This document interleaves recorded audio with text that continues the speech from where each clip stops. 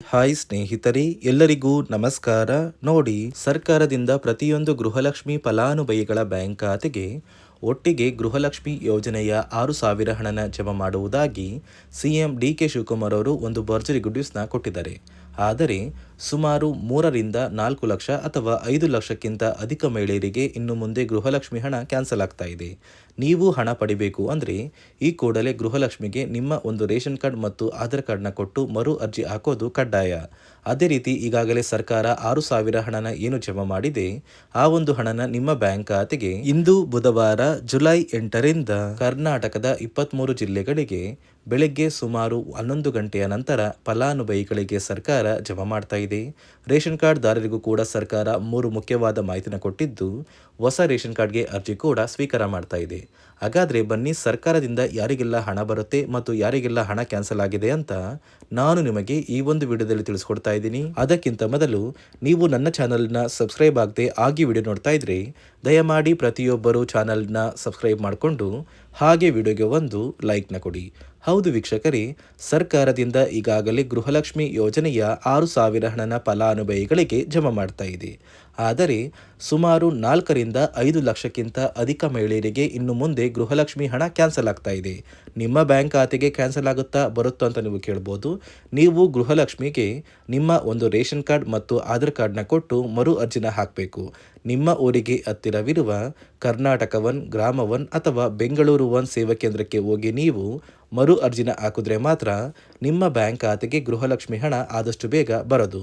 ಈಗಾಗಲೇ ಸರ್ಕಾರ 6,000 ಗೃಹಲಕ್ಷ್ಮಿ ಹಣನ ಜಮಾ ಮಾಡ್ತಾ ಇದೆ. ಅಂದರೆ ಕಳೆದ ಜೂನ್ ತಿಂಗಳ 32ನೇ ಕಂತು, ಮೇ ತಿಂಗಳ 31ನೇ ಕಂತು ಮತ್ತು ಏಪ್ರಿಲ್ ತಿಂಗಳ ಹಣ ಪೆಂಡಿಂಗ್ ಇದ್ರೆ ಏಪ್ರಿಲ್ ತಿಂಗಳ 30ನೇ ಕಂತಿನ ಹಣ ಕೂಡ ನಿಮ್ಮ ಬ್ಯಾಂಕ್ ಖಾತೆಗೆ ಬರ್ತಾ ಇದ್ದು, ಸರ್ಕಾರದಿಂದ ಪ್ರತಿ ಫಲಾನುಭವಿಗಳಿಗೆ ಇಂದು ಬುಧವಾರ ಜುಲೈ 8ರಿಂದ ಕರ್ನಾಟಕದ 23 ಜಿಲ್ಲೆಗಳಿಗೆ ಸರ್ಕಾರ ಈ 6,000 ಹಣನ ಜಮಾ ಮಾಡ್ತಾ ಇದ್ದು, ಯಾವ ಜಿಲ್ಲೆಗಳಿಗೆ ಹಣ ಬರ್ತಾ ಇದೆ ಅಂದರೆ ಬಾಗಲಕೋಟೆ, ಬೆಂಗಳೂರು ನಗರ, ಬೆಂಗಳೂರು ಗ್ರಾಮಾಂತರ, ಬೆಳಗಾವಿ, ಬಳ್ಳಾರಿ, ಬೀದರ್, ವಿಜಯನಗರ, ಚಾಮರಾಜನಗರ, ಚಿಕ್ಕಬಳ್ಳಾಪುರ, ಚಿಕ್ಕಮಗಳೂರು, ಚಿತ್ರದುರ್ಗ, ದಕ್ಷಿಣ ಕನ್ನಡ, ದಾವಣಗೆರೆ, ಧಾರವಾಡ, ಗದಗ, ಕಲಬುರಗಿ, ಹಾಸನ, ಹಾವೇರಿ, ಕೊಡಗು, ಕೋಲಾರ, ಕೊಪ್ಪಳ, ಮಂಡ್ಯ, ಮೈಸೂರು, ರಾಯಚೂರು, ರಾಮನಗರ, ಶಿವಮೊಗ್ಗ, ತುಮಕೂರು, ಉಡುಪಿ, ಉತ್ತರ ಕನ್ನಡ ಮತ್ತು ಯಾದಗಿರಿ.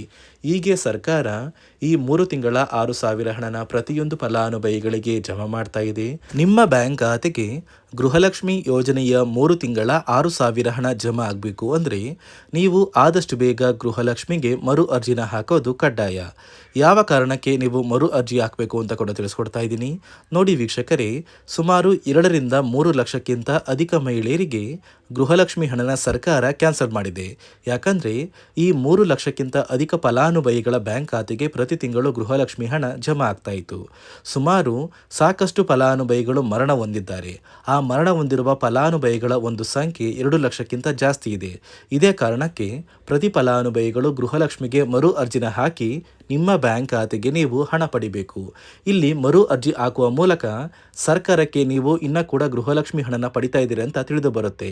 ಮತ್ತು ಯಾರೆಲ್ಲ ಫಲಾನುಭವಿಗಳು ಮರು ಅರ್ಜಿನ ಹಾಕೋಲ್ಲ, ಅಂತಹ ಫಲಾನುಭವಿಗಳ ಒಂದು ಹೆಸರನ್ನ ಗೃಹಲಕ್ಷ್ಮಿ ಯೋಜನೆಯ ಅರ್ಹರ ಪಟ್ಟಿಯಿಂದ ಸರ್ಕಾರ ಕ್ಯಾನ್ಸಲ್ ಮಾಡುತ್ತೆ.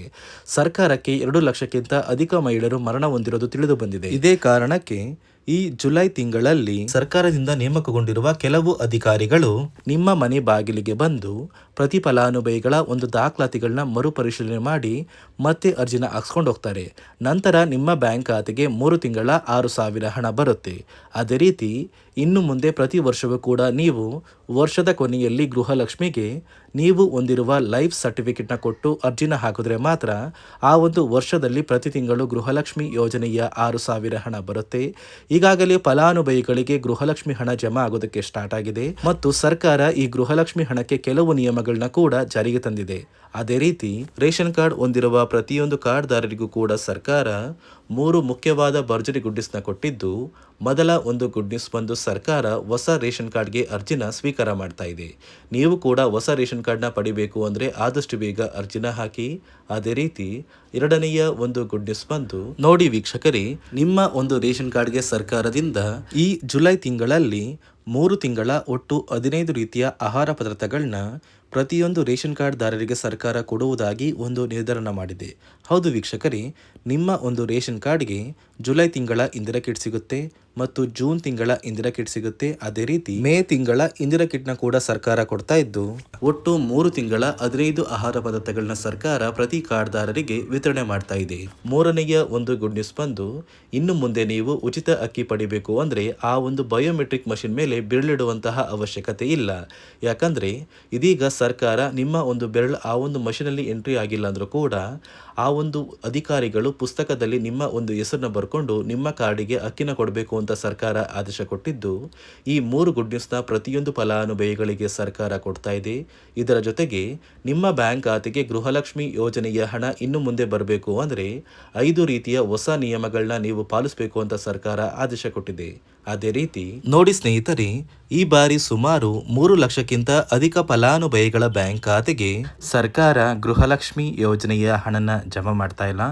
ಕಾರಣ ಏನು ಅಂದರೆ, ನಿಮ್ಮ ಬ್ಯಾಂಕ್ ಖಾತೆಗೆ ಡೆಬಿಟ್ ಮೂಲಕ ಹಣ ಜಮಾ ಮಾಡುವಂತಹ ಸಂದರ್ಭದಲ್ಲಿ ಸರ್ಕಾರ ಸಾಕಷ್ಟು ಫಲಾನುಭವಿಗಳ ಒಂದು ಬ್ಯಾಂಕ್ ಖಾತೆಗೆ ಹಣ ಜಮಾ ಮಾಡೋದನ್ನು ಕ್ಯಾನ್ಸಲ್ ಮಾಡಿದೆ. ಯಾಕಂದರೆ ಇತ್ತೀಚೆಗೆ ಹಣಕಾಸು ಇಲಾಖೆ ಜಾರಿಗೆ ತಂದಿರುವ 5 ನಿಯಮಗಳ ಆಧಾರದ ಮೇಲೆ ಪ್ರತಿಯೊಂದು ಫಲಾನುಭವಿಗಳಿಗೆ ಸರ್ಕಾರ ಈ ಒಂದು ಹಣನ ಜಮಾ ಮಾಡ್ತಾ ಇದ್ದು, ಯಾರೆಲ್ಲ ಫಲಾನುಭವಿಗಳು ಈ ನಿಯಮಗಳನ್ನ ಪಾಲಿಸಿಲ್ಲ, ನಿಮ್ಮ ಬ್ಯಾಂಕ್ ಖಾತೆಗೂ ಕೂಡ ಹಣ ಜಮಾ ಆಗೋದಿಲ್ಲ. ಹಾಗಾದರೆ ಬನ್ನಿ ಸ್ನೇಹಿತರೆ, ಸರ್ಕಾರ ಜಾರಿಗೆ ತಂದಿರುವ ಆ 5 ಹೊಸ ನಿಯಮಗಳು ಏನು ಅಂತ ನಾನು ನಿಮಗೆ ತಿಳಿಸ್ಕೊಡ್ತಾ ಇದ್ದೀನಿ. ನೋಡಿ ಸ್ನೇಹಿತರೆ, ಮೊದಲನೆಯ ಒಂದು ನಿಯಮ ಬಂದು, ಸಾಕಷ್ಟು ಫಲಾನುಭವಿಗಳು ಹೊಂದಿರುವಂತಹ ಒಂದು ರೇಷನ್ ಕಾರ್ಡ್ ಏನಿದೆ, ಆ ಒಂದು ರೇಷನ್ ಕಾರ್ಡ್ನ ಮನೆಯ ಸದಸ್ಯರ ಪ್ರತಿಯೊಬ್ಬರ ಒಂದು ಆಧಾರ್ ಕಾರ್ಡ್ನ ನಿಮ್ಮ ರೇಷನ್ ಕಾರ್ಡ್ಗೆ ಕಡ್ಡಾಯವಾಗಿ ಲಿಂಕ್ ಮಾಡಿಸ್ಬೇಕು.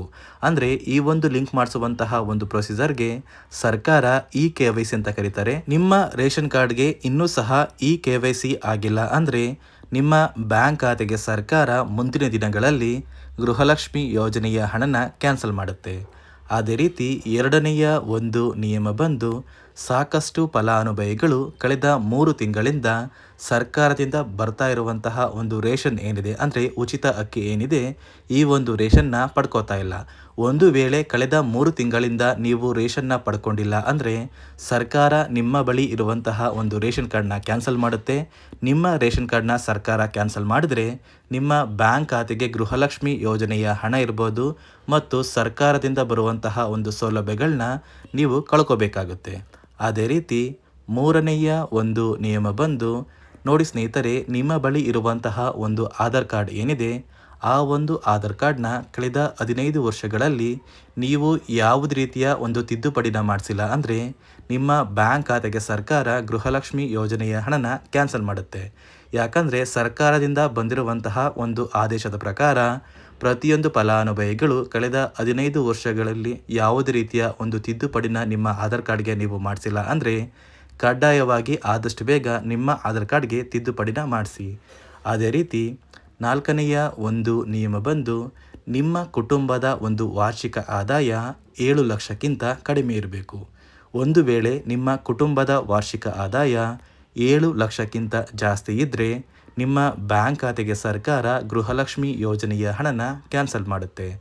ಅದೇ ರೀತಿ 5ನೆಯ ಒಂದು ನಿಯಮ ಬಂದು, ನಿಮ್ಮ ಕುಟುಂಬದ ಸದಸ್ಯರು ಅಥವಾ ಗೃಹಲಕ್ಷ್ಮಿ ಯೋಜನೆಯ ಫಲಾನುಭವಿಗಳು ಯಾರು ಕೂಡ ಸರ್ಕಾರಿ ನೌಕರರಾಗಿ ಕಾರ್ಯನಿರ್ವಹಿಸ್ತಾ ಇರಬಾರ್ದು.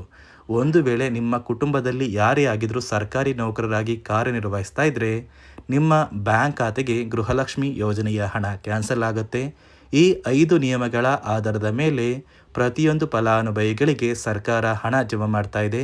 ಒಂದು ವೇಳೆ ನೀವು ಈ 5 ನಿಯಮಗಳನ್ನ ಪಾಲಿಸಿಲ್ಲ ಅಂದರೆ ನೀವು ಕೂಡ ಗೃಹಲಕ್ಷ್ಮಿ ಯೋಜನೆಯ ಹಣದಿಂದ ವಂಚಿತರಾಗಬೇಕಾಗುತ್ತೆ. ನೋಡಿ ವೀಕ್ಷಕರೇ, ಸರ್ಕಾರದಿಂದ ಇಂದು ಬುಧವಾರ ಜುಲೈ 8ರಂದು ಕರ್ನಾಟಕದ ಒಟ್ಟು 23 ಜಿಲ್ಲೆಗಳಿಗೆ 3 ತಿಂಗಳ 6,000 ಗೃಹಲಕ್ಷ್ಮಿ ಹಣನ ಜಮಾ ಮಾಡ್ತಾ ಇದೆ. ರೇಷನ್ ಕಾರ್ಡ್ದಾರರಿಗೂ ಕೂಡ 3 ಭರ್ಜರಿ ಗುಡ್ಡಿಸ್ನ ಕೊಟ್ಟಿದೆ. ಅದೇ ರೀತಿ ಗೃಹಲಕ್ಷ್ಮಿ ಫಲಾನುಭವಿಗಳು ಆದಷ್ಟು ಬೇಗ ನಿಮ್ಮ ದಾಖಲಾತಿಗಳನ್ನ ಕೊಟ್ಟು ಮರು ಅರ್ಜಿನ ಸಲ್ಲಿಸಿ ಅಂತ ಹೇಳ್ತಾ, ಇದಿಷ್ಟು ಸರ್ಕಾರದಿಂದ ಬಂದಿರುವ ಮಾಹಿತಿಯಾಗಿದ್ದು, ನಾನು ಕೊಟ್ಟಿರುವ ಮಾಹಿತಿ ನಿಮಗೆ ಇಷ್ಟ ಆಗಿದ್ದಲ್ಲಿ ನನ್ನ ಚಾನಲ್ನ ಸಬ್ಸ್ಕ್ರೈಬ್ ಮಾಡ್ಕೊಳ್ಳಿ, ಹಾಗೆ ವಿಡಿಯೋಗೆ ಒಂದು ಲೈಕ್ನ ಕೊಡಿ.